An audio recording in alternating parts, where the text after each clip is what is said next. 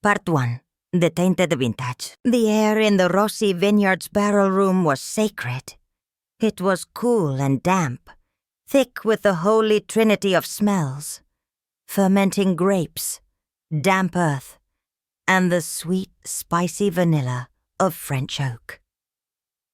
For Isabella Izzy Rossi, this was her church. At 23, she moved through the silent, sleeping rows of barrels with the quiet reverence of a true believer. Her palette was her prayer book, a gift so refined it was the source of both pride and hushed envy within her family. She slid a wine thief, a long glass tube, into the bunghole of a barrel, drawing out a measure of deep, inky liquid. It was the 2020 vintage of their flagship Cabernet Sauvignon, the wine that had made the Rossi name synonymous with Napa Valley excellence. She poured a small amount into her glass, swelled it, and brought it to her nose. Her mind instantly began cataloging the data.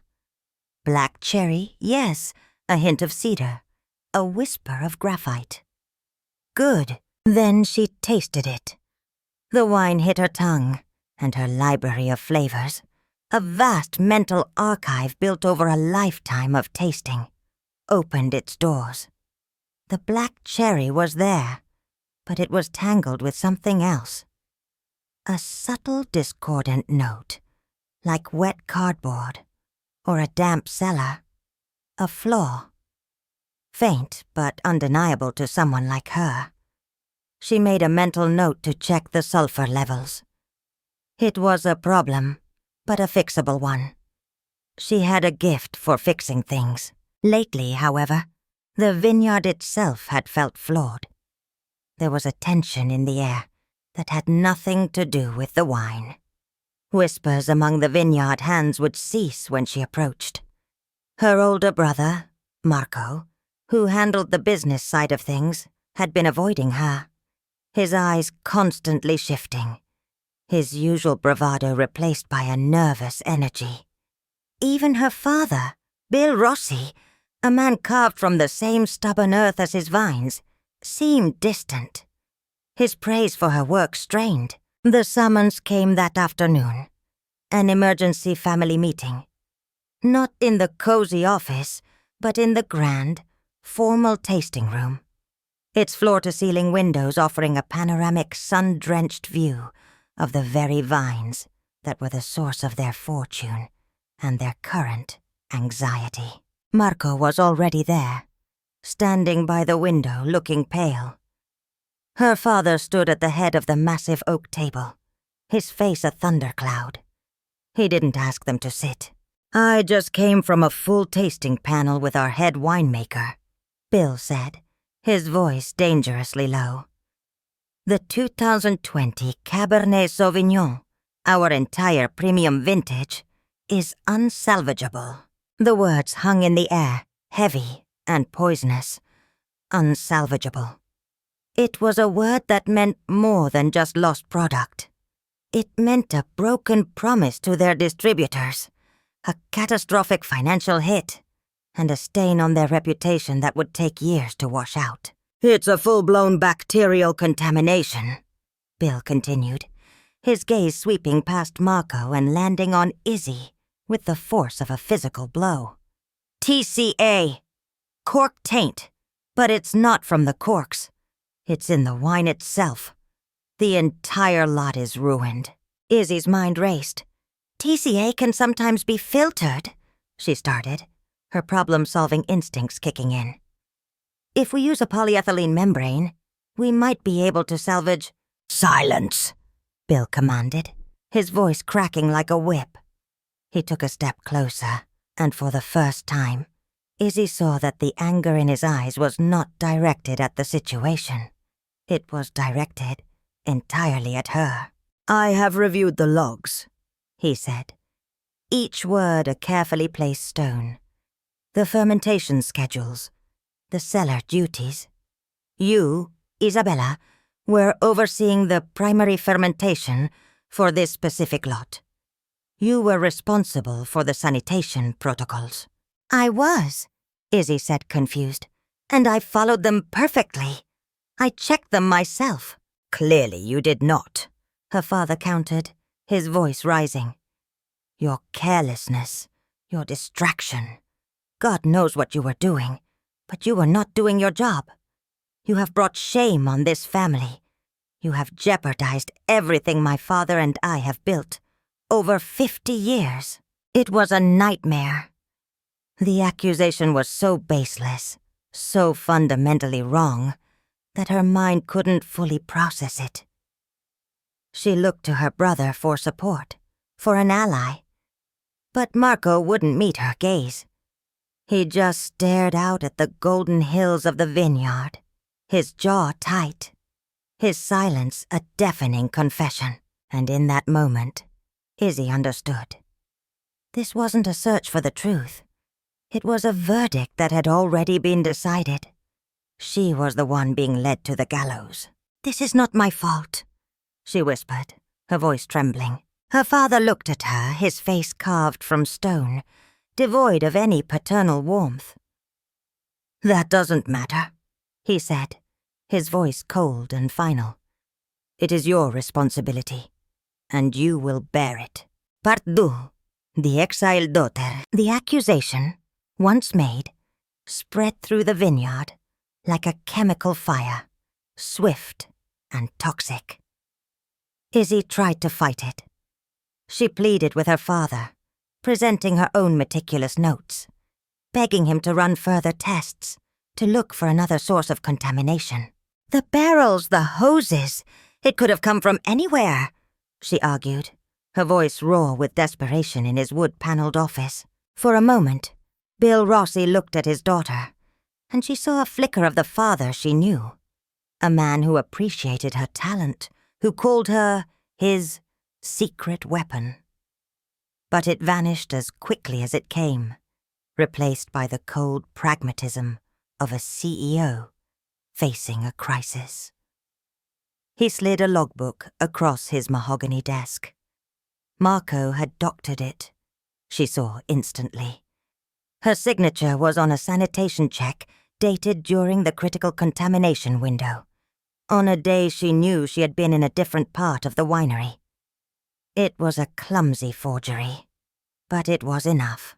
"This is the official record," Bill said, his tone leaving no room for debate. "It's your signature, your responsibility." His face was a mask of grim resolve. He had chosen his story, and he was sticking to it.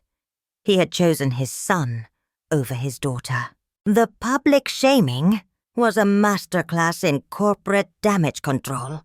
The next morning, Bill assembled the senior staff, the vineyard manager, who had watched Izzy grow up, the head winemaker, who had been her mentor, in the main hall.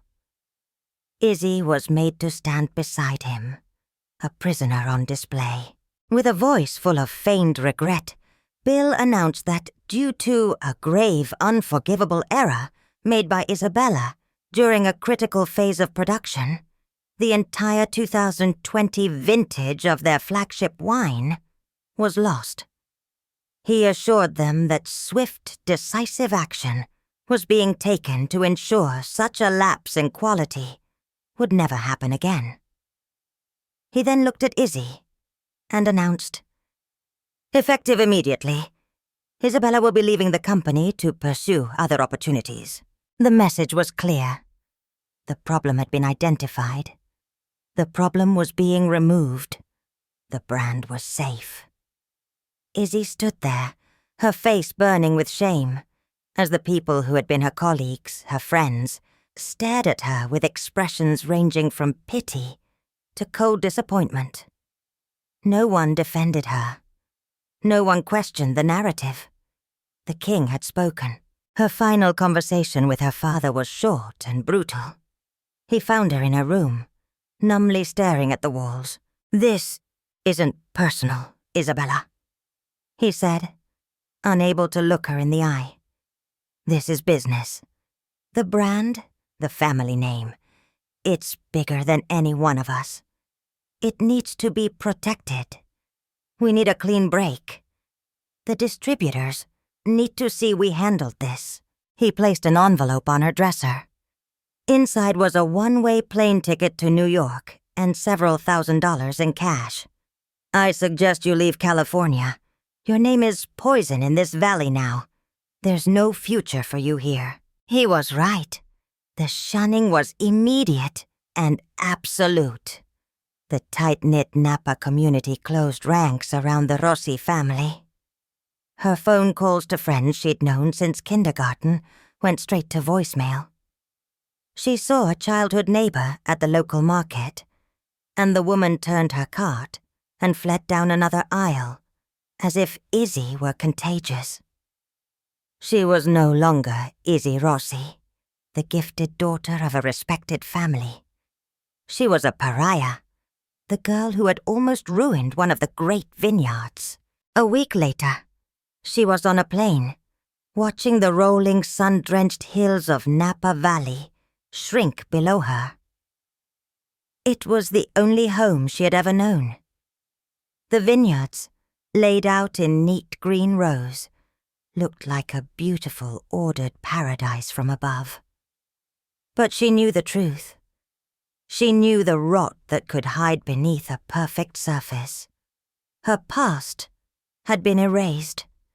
Her future was a terrifying blank, and the bitter taste of betrayal was the only thing she had left. Part 3.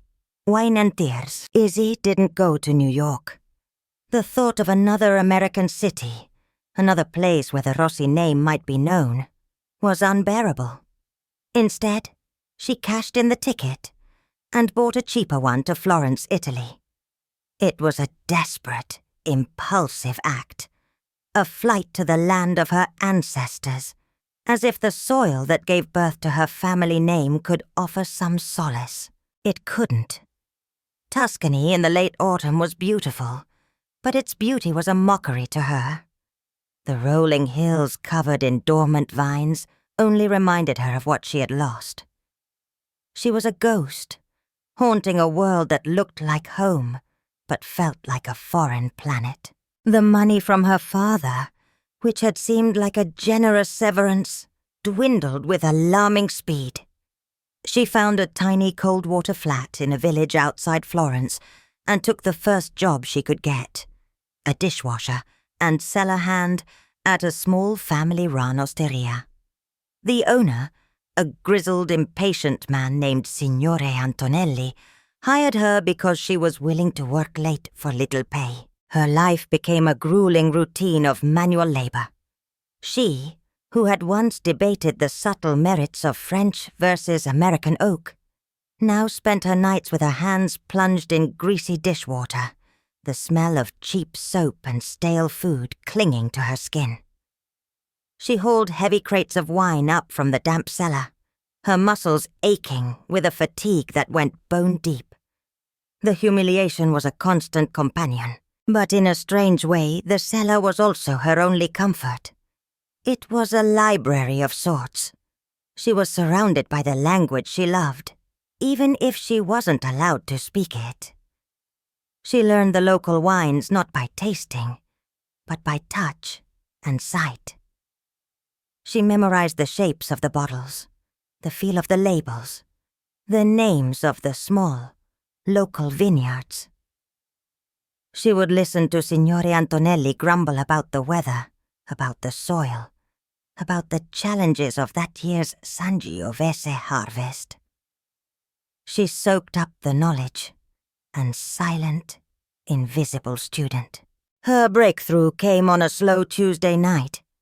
A table of German tourists had ordered an expensive bottle of Brunello, taken one sip, and sent it back, complaining that it was spoiled.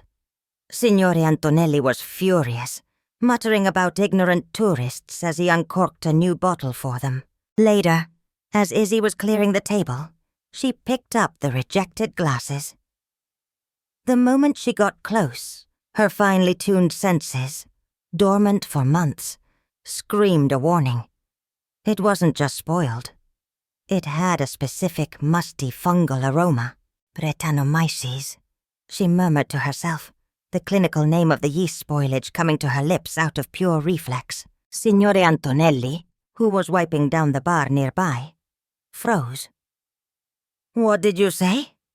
he asked, turning to really look at her for the first time. "Nothing, signore," Izzy said quickly, her face flushing. "No, you said a word. A wine word." He came over, his eyes narrowed with suspicion. "You know wine?" "A little," she admitted, her gaze fixed on the floor. He grunted, then disappeared into the cellar. He returned with a half-empty bottle of wine and 2 clean glasses. He poured a small amount into each. "This one," he said, pushing a glass toward her. "A salesman left it. He said it was a good deal, but to me it tastes sad. Tell me about it." Hesitantly, Izzy picked up the glass. She swirled it, inhaled. The practiced analytical part of her brain, the part she had tried so hard to shut down, took over. "It's a Nero d'Avola from Sicily," she said quietly, "from a vineyard near Vittoria. The soil is too sandy there, so the tannins are weak, and it's slightly oxidized. The winemaker was careless with the racking." Signore Antonelli stared at her, his jaw slack. He took a slow sip from his own glass, his expression unreadable. He had been told only that it was a Sicilian red. Everything she had said, the grape, the specific flaw, the sandy soil, was a detail only a true expert could possibly know. He looked at her hands, red and chapped from the dishwater, then at her eyes, which held a knowledge that was ancient and profound. He saw the truth. This was not a dishwasher. This was a sommelier, in exile. For the first time in months, someone looked at Izzy, not with contempt or pity, but with a flicker of awe.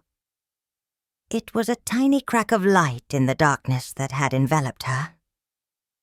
The old man said nothing more that night, but the way he looked at her had changed. A seed of hope, long dormant, had just been planted in the unlikeliest of soil. Part 4, A Library of Tastes. The Osteria, once Izzy's prison, became her university. Signore Antonelli, having discovered the treasure hiding in his kitchen, transformed from a gruff boss into a demanding, unconventional mentor. He stopped having her wash dishes, and instead put her to work in his own small, ancient vineyard behind the restaurant. Her days were now spent with her hands in the soil, learning the rhythms of the land. She learned to prune the Sangiovese vines with the old, ruthless precision that maximized flavor over yield, a technique her father would have considered inefficient. She learned to read the sky, to feel the moisture in the air, to understand the terroir not as a marketing term, but as a living, breathing entity. In the evenings, after the last diners had left, her real education would begin. Antonelli would lead her down to his private cellar, a dusty, cobwebbed cave that held his family's liquid history. He would pull out bottles that looked more like relics than refreshments. A forgotten vintage from a defunct vineyard. A wine made from a grape varietal that was nearly extinct. "The wine list upstairs is for the tourists," he would say, carefully wiping the dust from a bottle. "This cellar is for learning." He taught her to taste not just for pleasure, but for information.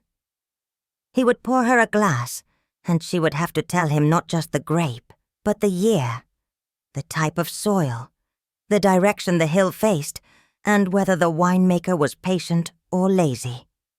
Her phenomenal memory for taste, which her family had seen as a neat party trick, was now being forged into an analytical tool.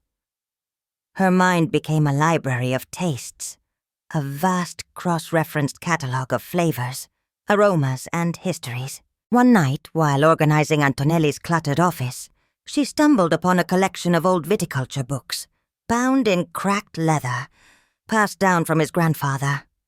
One book, printed in the late 19th century, was a study of Sicilian vineyards. In it, she found a chapter on obscure vine diseases, the plagues of the old country. There was a description of a rare fungal blight the author called Peronospora siciliana. It was described as a swift and terrible scourge, turning the leaves a brittle, papery brown, and, most distinctively, imparting a sharp, acrid, and enduring bitterness to the grapes, rendering them useless. The book detailed the specific soil conditions and weather patterns that allowed the fungus to thrive. The description was so vivid, so specific, that Izzy filed it away in a deep corner of her mental library, a fascinating but seemingly useless piece of historical trivia. She worked and studied under Antonelli for 4 years. She learned his land, his wine, his history. And when he passed away peacefully in his sleep, he left her not money, but something far more valuable. In his will, he bequeathed to her his entire collection of old books and a short handwritten letter. "Isabella," it read, "your gift is not just in your tongue, but in your mind. You don't just taste the wine. You understand its life, from the root to the glass. Do not waste it looking backwards. The world is full of sick vines. Go and heal them." The letter was the permission she needed. She had spent years mourning the life that was stolen from her. Now, it was time to build a new one. Part fee, the anonymous consultant, with Signore Antonelli's blessing as her parting gift. Izzy left the small Tuscan village behind. She moved to Florence, the heart of the Italian Renaissance, and began her own quiet rebirth. Isabella Rossi was dead. In her place was Elena Di Lallo, a name that sounded authentic and carried no baggage. Elena was not a disgraced daughter. She was a professional. She used her meager savings to set up a small one-woman consultancy. Her business model was simple. She helped struggling vineyards diagnose and solve their most difficult problems. Her first client was a Barolo producer in Piedmont, a family whose revered vineyard had been producing lackluster wine for 3 consecutive seasons. They were skeptical of this young, unknown woman, but they were also desperate. Helena spent a week at their estate. She didn't just taste their wine. She walked every row of their vineyard, crumbled their soil in her hands, analyzed a decade of their weather data, and studied their pruning techniques. At the end of the week, she delivered her diagnosis. The problem wasn't a disease or a fermentation issue. It was the cover crop they had planted between the vines, a type of clover that was subtly altering the soil's nitrogen levels, affecting the grape's tannic structure.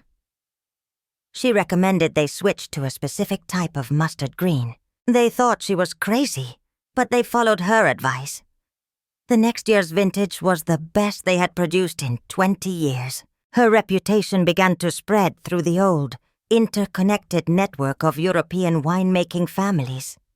She became a legend, a ghost who would appear, solve an impossible problem, and disappear again. They called her La Guaritrice, the healer. She was discreet, she was expensive, and she was never wrong. Her clients didn't know her past. They only knew that she saved legacies. For 5 years, she built her new life, a life of quiet competence and professional respect, a world away from the shame of Napa Valley. She kept track of the American wine scene through trade journals, a painful but necessary habit. She saw the Rossi Vineyard's name in articles, read about her brother Marco's new business initiatives. She noted with a bitter pang that they had recovered from the disaster of 2020, their story of swift action and self-correction, now a part of their brand's mythology. One evening, in her small, elegant apartment in Florence, she was reading an international wine publication online when a headline jumped out at her, seizing the air from her lungs. Mystery blight devastates Napa Valley. Vintners face catastrophe. She clicked the link, her hand trembling. The article described a fast-spreading disease that was turning leaves brown and making the grapes unbearably bitter. Scientists from the University of California, Davis, were baffled, unable to identify the pathogen. Vineyards were facing total crop loss. The article quoted a panicking vintner. "It's like the grapes are being poisoned from the inside out." Izzy leaned back, her heart pounding. The bitter taste, the browning leaves. It couldn't be. She scrambled to her bookshelf and pulled out the old Sicilian viticulture text Antonelli had left her. She found the chapter on Peronospora siciliana. The symptoms described in the 19th century book and the 21st century news report were identical. A chill ran down her spine. It was a mixture of pure dread for the valley she still, in some deep part of her, considered home, and a terrible electrifying surge of power. The greatest minds in American agriculture were stumped. But she knew. In the entire world, she might be the only person who knew exactly what this was, and exactly what to do about it. The key to saving her enemies was sitting on her bookshelf. Part 6. Plague in the Golden Valley. Izzy landed at San Francisco International Airport, not as the exiled Izzy Rossi, but as Elena Di Lallo, a viticultural consultant from Florence, traveling on an Italian passport. She rented a nondescript sedan and drove north, the familiar golden hills of California rolling by her window. As she crossed into Napa County, the beauty of the landscape was marred by an ugly, unfamiliar sight. Brown, scorched-looking patches scarred the familiar green tapestry of the vineyards. The blight was worse than the news reports had described. She checked into a small upscale boutique hotel in Yountville, a town nestled in the heart of the valley. From her window, she could see the famous signs of some of America's most revered wineries. It was a surreal, painful homecoming. For 3 days, she conducted a secret, meticulous investigation. Posing as a wealthy European tourist with a burgeoning interest in wine, she booked tours at several prominent vineyards. She listened to the tour guides spin tales of terroir while trying to avoid looking at the dying vines just beyond the tasting rooms. She asked seemingly innocent questions about soil composition and irrigation. At each stop, she would discreetly wander off the path, pocketing a fallen, brittle leaf, or scooping a small amount of soil into a hidden sample bag. The hardest part was driving past the entrance to Rossi Vineyards, the iconic iron gate, the long driveway lined with olive trees. It was all exactly as she remembered, a perfect picture of rustic prosperity. But even from the road she could see the telltale browning on the upper slopes of their prized Cabernet vines. A sharp, complicated pain stabbed at her chest. It was a mixture of grief for her lost home and a cold, rising anger. Back in the sterile quiet of her hotel room, she set up a makeshift laboratory with a portable, high-powered microscope and a field-testing kit she had brought with her. She analyzed the samples one by one. Under the microscope, the fungal spores were unmistakable, identical to the diagrams in the old Sicilian text. The soil tests revealed the specific pH imbalance and mineral deficiencies that the book described as the perfect breeding ground for the blight. Her diagnosis was confirmed. It was, without a doubt, the Sicilian scourge. That night she turned on the local news. The lead story was a special report on the crisis. The segment opened with footage of a town hall meeting of the Napa Valley Vintners Association. The room was packed with the titans of American wine, their faces grim. She saw her father at the podium, his voice strained as he spoke of unity and resilience. She saw her brother, Marco, sitting in the front row, looking terrified. A professor from UC Davis presented the latest findings, admitting that they were no closer to identifying the pathogen, and that if a solution wasn't found before the next growing season, the economic impact would be catastrophic, potentially wiping out entire family fortunes. The camera zoomed in on her father's face, etched with worry. "We are facing an existential threat," he said to the crowd. "We need a miracle." Izzy switched off the television and sat in the silent, darkened hotel room. The test results lay on one side of her desk. The news of her family's desperation lay on the other. A miracle.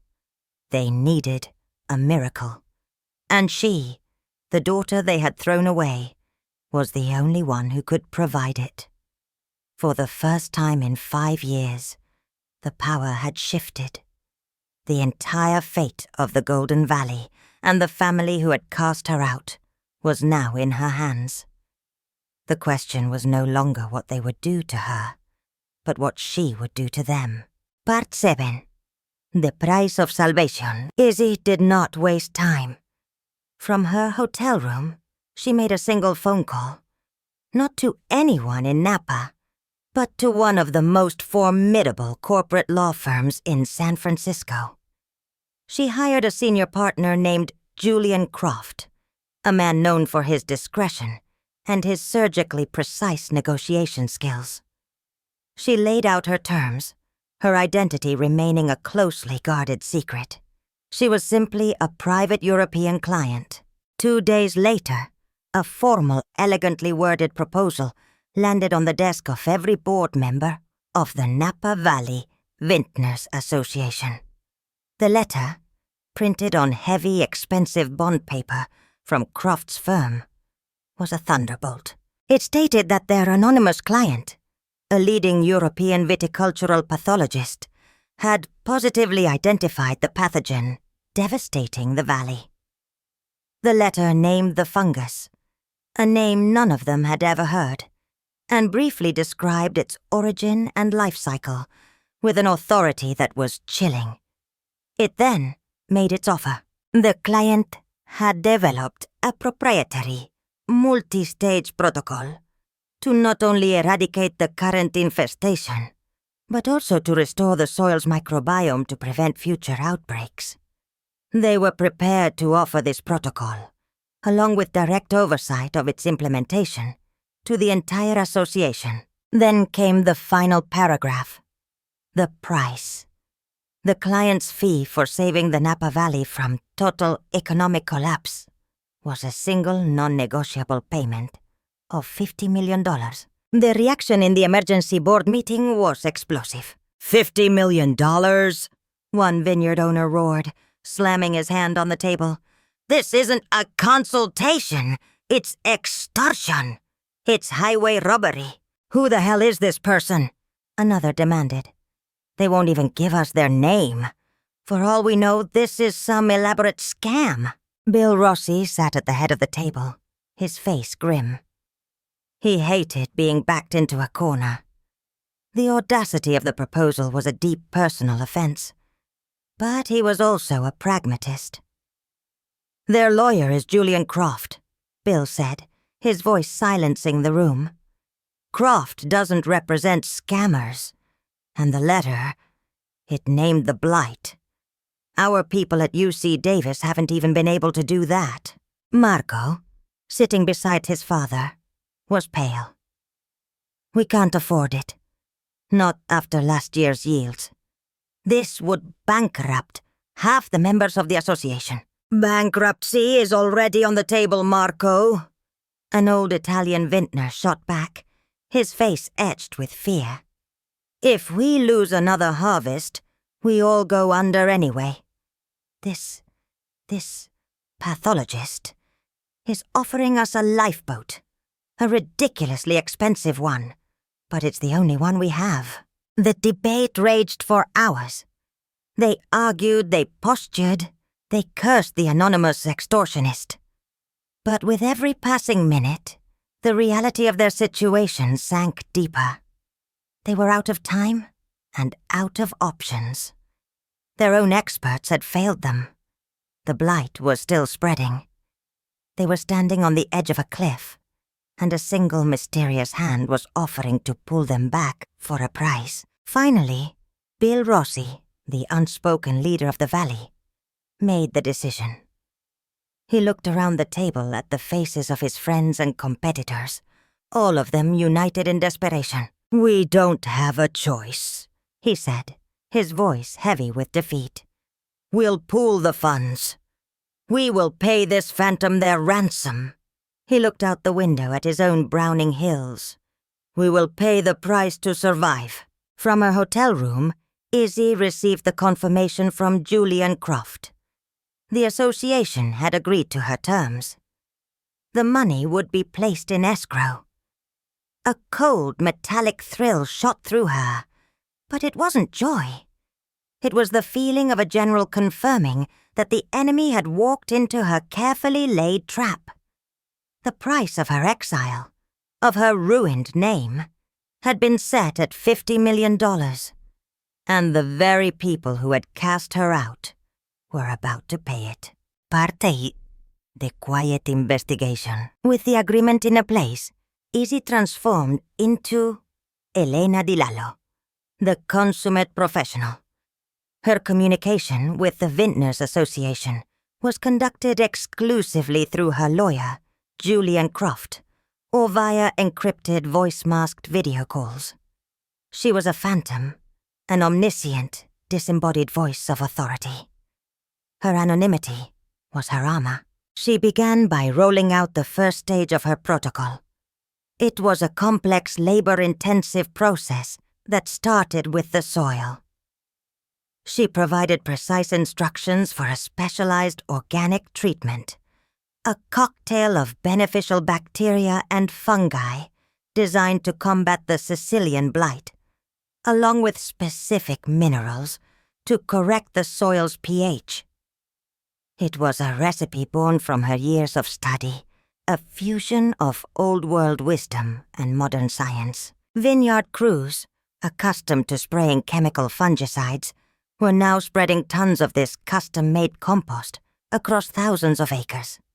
It was expensive, back-breaking work, and many of the owners were skeptical.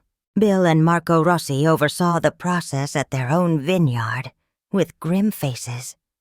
"This is voodoo science," Marco muttered to his father as they watched a crew work a section of their most valuable vines. "This is voodoo science that is costing us $3 million. Bill corrected him, coldly. "So you will make sure they follow the consultant's instructions to the letter." Izzy, as Elena, demanded daily progress reports, soil samples, and leaf analyses from every participating vineyard. She built a massive database, tracking the blight's retreat. And within 3 weeks, small miracles began to happen. New growth on the vines was a healthier shade of green. The browning on the leaves slowed, then stopped. A few brave vintners who tested their developing grapes reported that the sharp, bitter taste was beginning to recede. Hope, fragile but real, began to spread through the valley.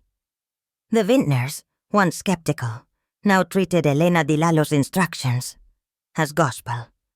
She had their trust, and now she made her next move. Through her lawyer, She sent a new directive. To ensure the complete eradication of the pathogen and prevent its recurrence, the memo stated, my client requires a full historical audit to pinpoint the initial source and trace the pathways of infection. This will require unrestricted access to all Vineyard records from the past 5 years. The list of required documents was exhaustive.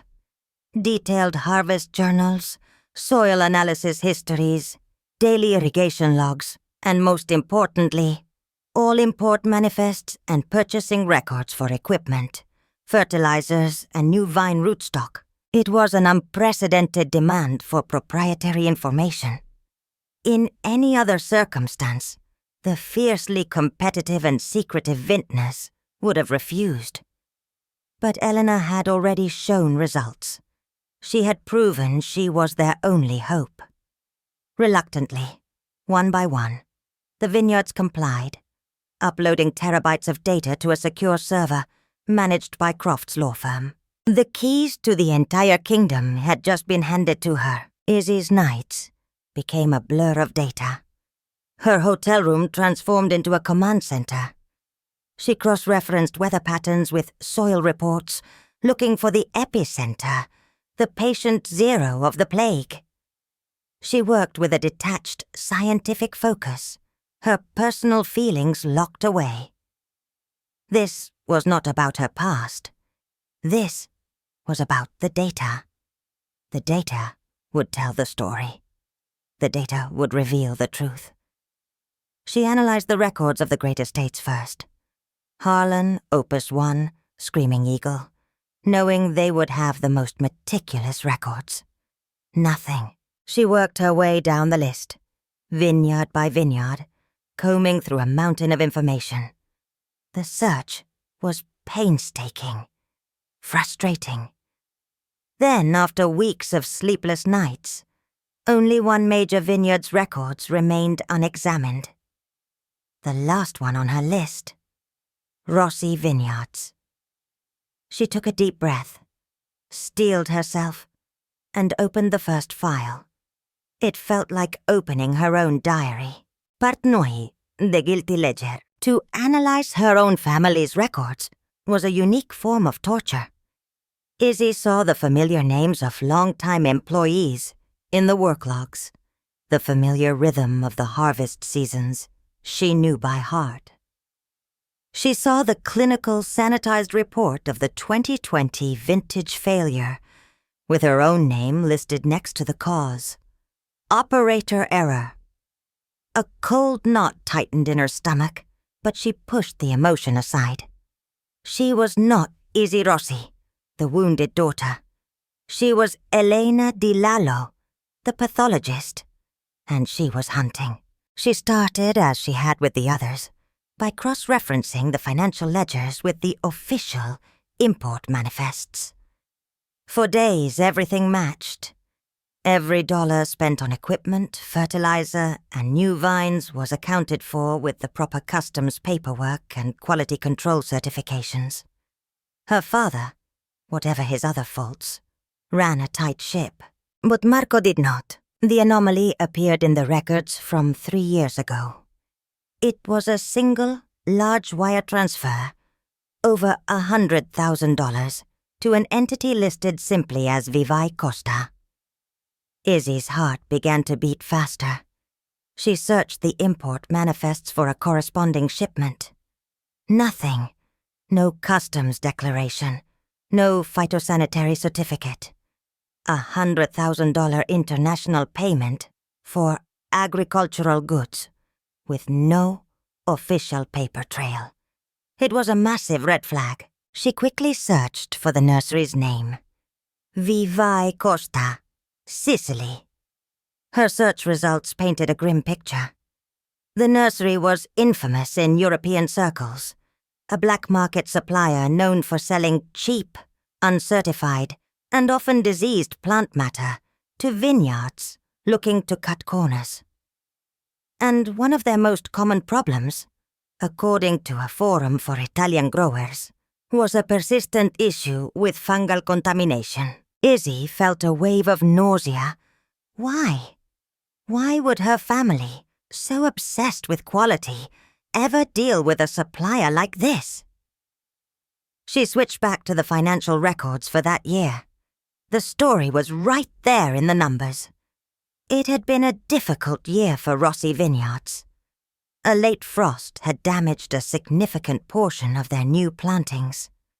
Replanting a 10-acre block with certified high-quality rootstock would have been incredibly expensive. Enough to erase their already thin profit margin for the year. The payment to Viva Costa was authorized by Emitter Marco Rossi. Her brother, in a desperate attempt to hide the financial damage from their father and look like a savvy businessman, had made a reckless, catastrophic gamble. He had secretly ordered cheap, illegal rootstock from a black market supplier to replant the damaged section of the vineyard, saving the family money in the short term, but exposing them, and the entire valley, to unthinkable risk. The timeline was a perfect damning fit. The illegal rootstock was planted 3 years ago. For the first year, it would have shown no symptoms. In the second year, the blight would have slowly, invisibly established itself in the soil. By the third year, it would have been airborne, spreading on the Napa winds from vine to vine, from vineyard to vineyard. Izzy pushed back from her desk, the pieces of the puzzle clicking into place with a sickening finality. She felt dizzy, the air in the room suddenly thin. It was all him. It had always been him. His first act of cowardice, his mistake with the 2020 vintage, had cost her everything. Her name, her home, her future.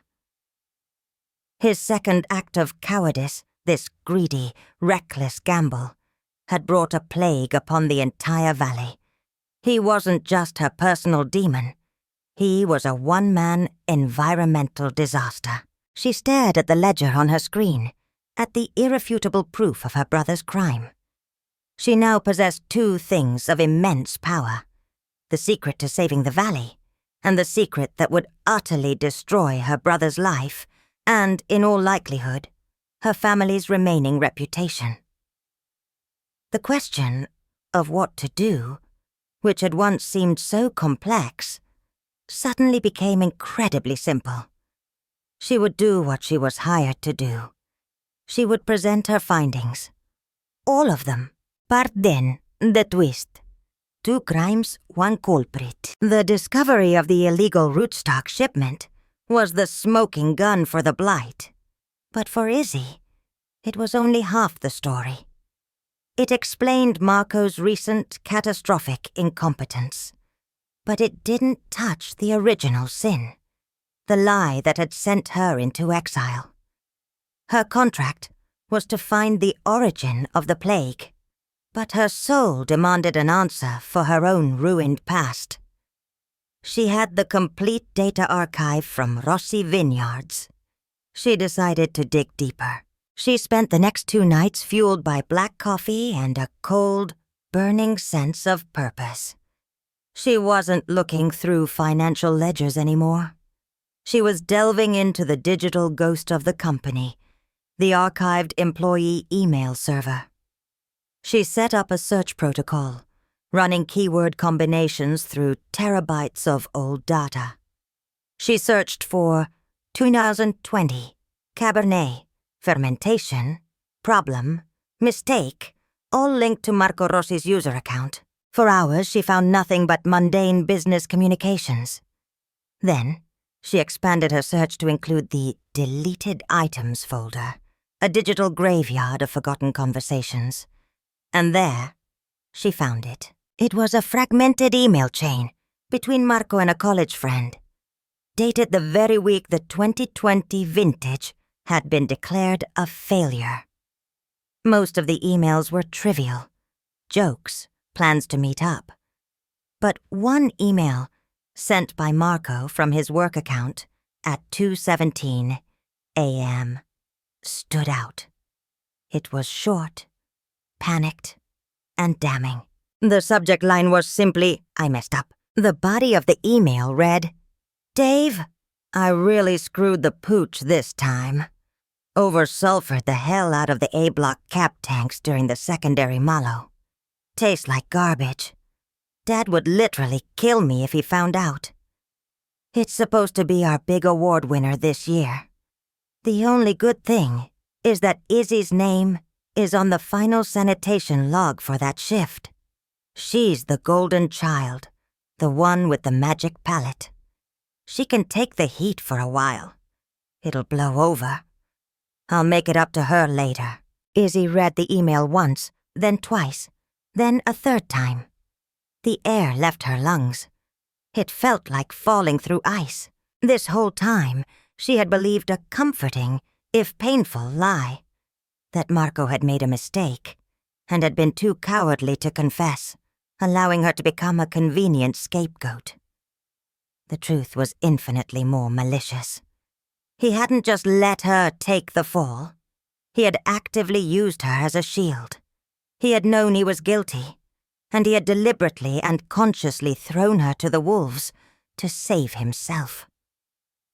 "I'll make it up to her later," was the most insulting lie of all. The betrayal was no longer a passive act of cowardice. It was a calculated, premeditated crime against her. The scapegoating wasn't an unfortunate consequence. It was his explicit strategy. A cold, diamond-hard resolve settled over her. This changed everything. Her mission had been to uncover the truth about the blight.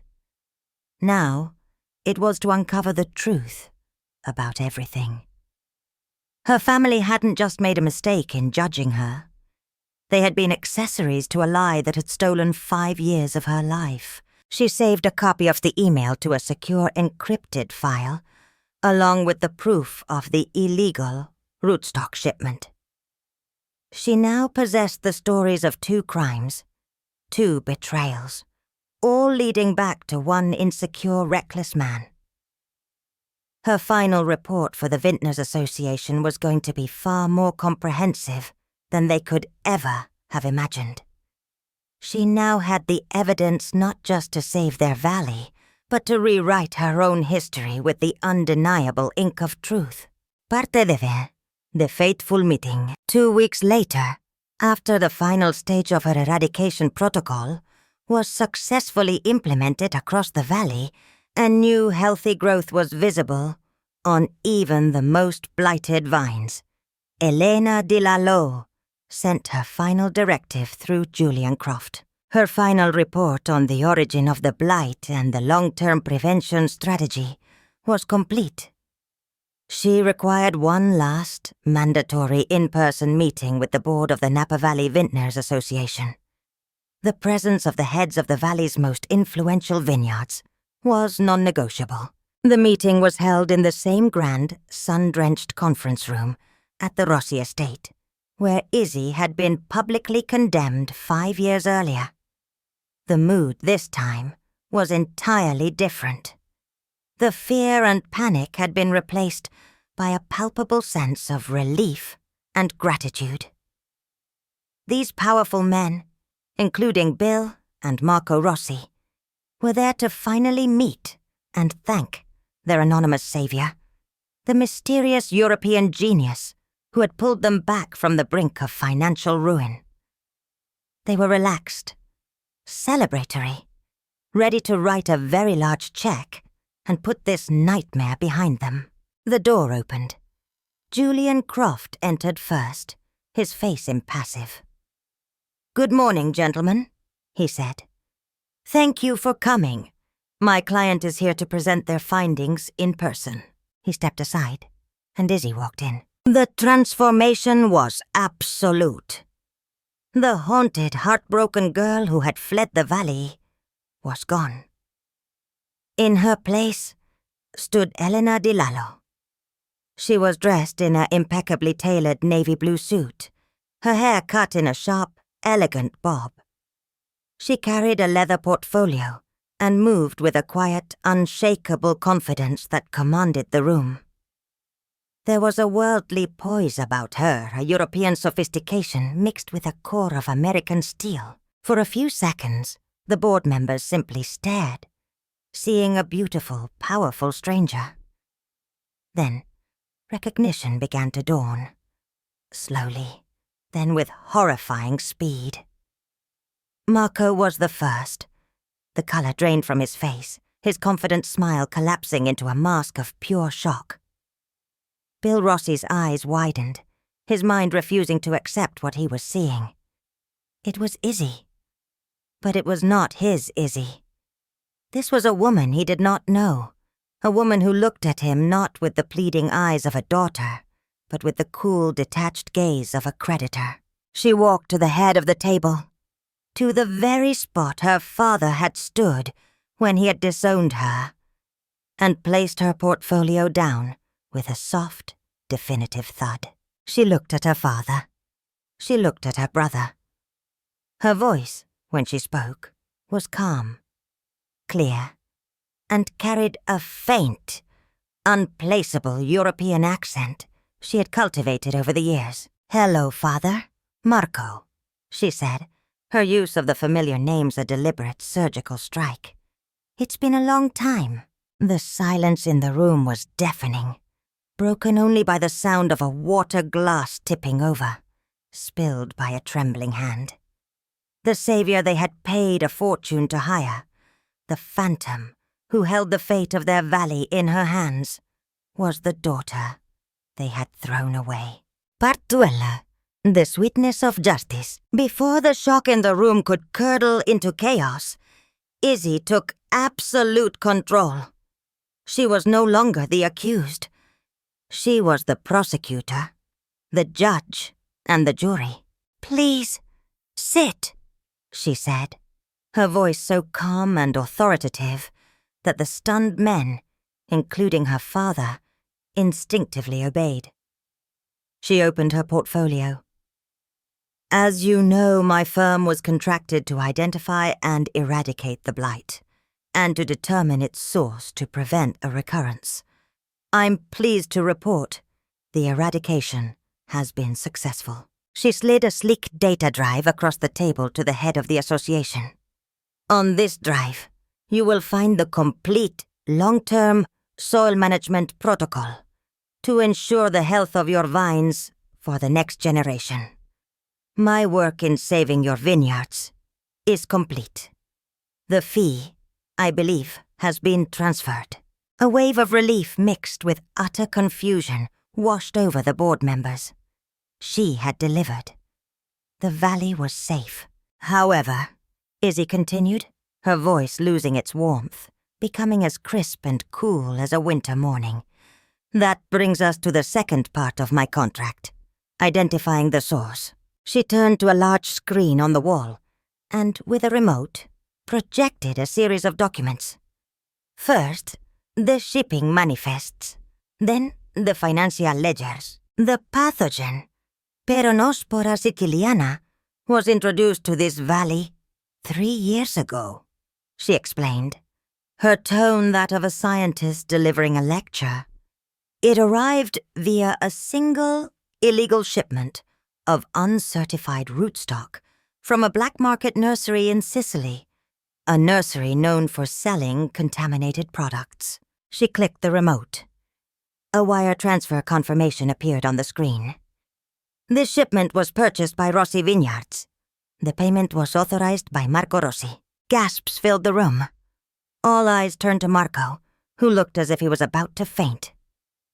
Bill stared at his son, his face a mixture of disbelief and dawning horror. "This reckless act of cutting corners," Izzy said, her gaze locking onto her brother, "is the sole reason this entire valley faced ruin."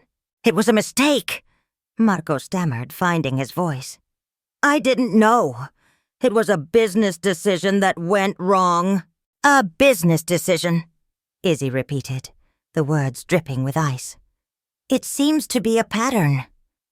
She clicked the remote again. The desperate deleted email from 5 years ago filled the screen. "Dad would literally kill me. Good thing my sister's name is on the log. She can take the heat." If the first revelation was a bombshell, this was the apocalypse. The story was complete. The room was utterly silent as the board members read the words, their expressions turning from confusion to cold fury. They looked at Marco, then at Bill, who had protected him, and understood everything. "I believe my report is complete," Izzy said into the deafening silence. She looked at her father, whose proud, stubborn face had finally crumbled into the face of a broken old man. She looked at Marco, who was weeping silently, his life in ruins. There was no triumph in her expression, only a quiet final sense of closure. She had not come back to destroy them. She had come back to force them to look at the truth. She turned to Julian Croft. "Our business here is done." 6 months later, Izzy stood on a hillside overlooking a pristine stretch of land in the heart of Napa Valley. It was her land now, purchased with a fraction of the $50 million fee. Across the valley, the Rossi Vineyard sign seemed smaller, diminished. She had heard that Marco was gone, and that her father was selling off parcels of their land to stay afloat. It was not her concern. She held a glass of cool water, not wine, and looked out at the rows of newly planted vines. Her vines. She was home. Not in the house of her father, but in a home she had built for herself, on land paid for by the price of their betrayal. The air was clean, the sun was warm, and the taste of justice was sweeter than any wine she had ever known.